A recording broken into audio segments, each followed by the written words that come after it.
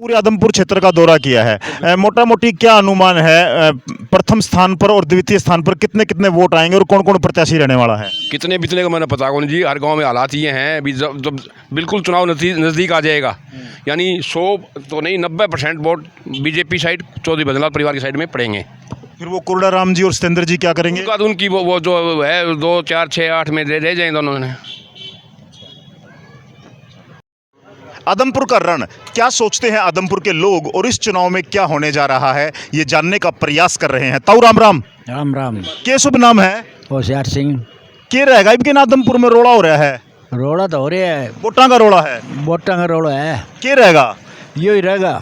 कौन? ये जेपी? हाँ, जेपी? जेपी या बीजेपी? बीजेपी। क्यों? क्योंकि वो सरकार है, बस ठेठ तक, अच्छा बस ये कड़ी नाबूद होता है। अच्छा, चलिए भाई साहब नमस्कार। नमस्कार। क्या शुभ नाम भाई साहब? अशोक राव, कौन सा गांव है भाई साहब? तेलनवाड़ी। तेलनवाड़ी। तो क्या माहौल है आज के दिन, अगर हम बात करें आदमपुर में पार्टियों का, प्रत्याशियों का क्या स्टैंड है? प्रत्याशियों का स्टैंड है, सब लोगों का काम किया हुआ चौधरी भजनलाल जी का।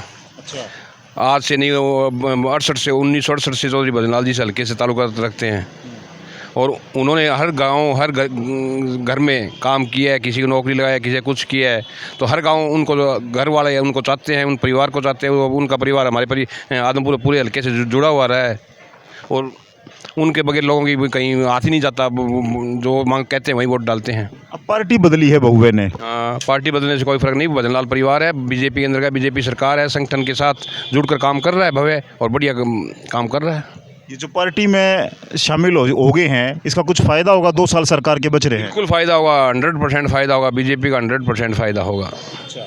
हाँ, लेकिन विरोधी तो आरोप लगा रहे हैं कि ये बच्चा है, अमेरिका से आया है, बाहर से है। मेरा लड़का भी ऑस्ट्रेलिया पढ़ता है, क्या मेरा लड़का विदेशी हो गया?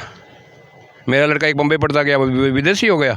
लड़के पढ़ने के लिए जाते हैं, बिजनेस करने के लिए बाहर जाते हैं। भव्य 4 साल के लिए अमेरिका, यानी ऑल इंडिया नहीं ऑल वर्ल्ड के अंदर टॉपर है ये पढ़ाई के अंदर।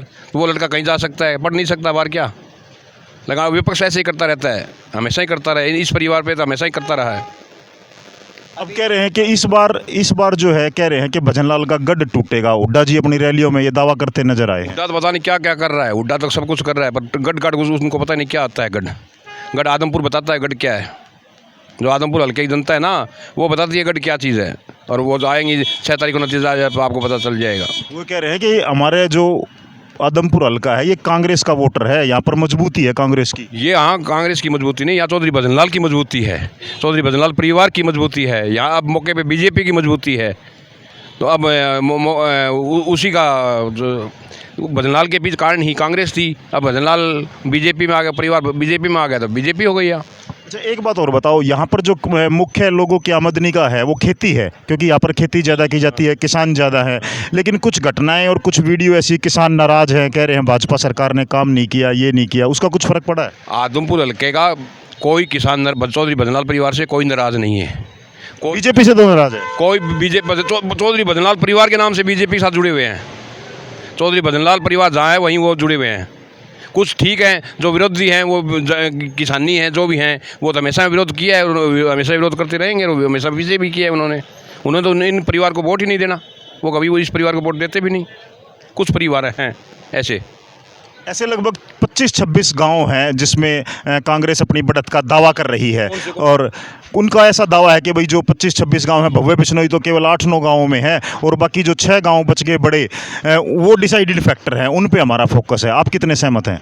हम बिल्कुल उस पर बिल्कुल सहमत नहीं है। सब हर गांव में सिर्फ 2 या 3 गांव को छोड़कर हर गांव। वो गाँव कौन से हैं? वो मैं बताऊंगा, अब नहीं बता सकता, ऐसे नहीं बता सकता मैं। वो गांव हैं 3 गांव या 2 गांव हैं जहाँ भव्य बराबर रहता है, बाकी हर जगह जीतता है। ऐसे सदलपुर, खेरमपुर, सारंगपुर, बाणा, भोडिया अकेले गाँव बाप रहे उनको तो। और जरूरत नहीं है, आदमपुर की जरूरत ही नहीं है। विष्णु सुनोब राजाराम। अच्छा जी, विष्णु जी गांव कौन सा आपका? आदमपुर है जी। तो आदमपुर में किस तरह हवा किस तरफ बह रही है? हवा की भव्य विष्णु की है जी, बहुत ज़्यादा।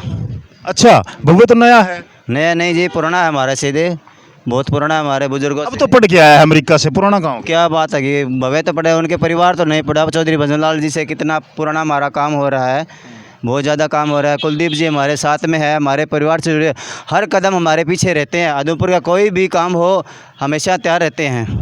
लेकिन वो विपक्ष तो कह रहे हैं सड़कें टूटी पड़ी हैं, पानी नहीं मिल रहा, किसान परेशान है, बेरोजगारी है, नौकरियां नहीं मिल रही। भजनलाल के दौर में मिली थी, अब पिछले 26 साल से नहीं मिल रही। तो 26 साल से करते क्या जी, सरकार नहीं थी पर तो करते क्या बताओ, जिसकी सरकार होती तो मिनट में बना देते। अच्छा, कारण ये था जी। तो अब सरकार में साथ जी कुछ उम्मीदें हैं? बिल्कुल उम्मीदें जी, पकड़ 100% है, मैं कहता हूँ जी। तो भाजपा से उम्मीदें हैं? भाजपा से उम्मीद है, भाजपा हमारे सहमत मिल गई है, 100% भवे जीतेगा। अच्छा, बिल्कुल। दूसरे नंबर पर कौन रहेगा? दूसरे नंबर पर तो जेपी और कुड़ाराम की है बात जी। अच्छा, और वोटों का अंतर कितना रहेगा? वोटों को अंदर लगभग से हमारी जीत तो देखो जी 40-50 हज़ारों से है जी। अच्छा, ये कह रहे हैं कुछ गांव में तो भव्य का नामो निशान भी नहीं है, कुछ जो बड़े गांव हैं उनमें। तो बड़े गांव एक दो को जो टल जाते हैं तो उनसे क्या, और दूसरे गांव में तो हमारी जीत है। उनकी एक तरफा है, बिल्कुल एक तरफा है।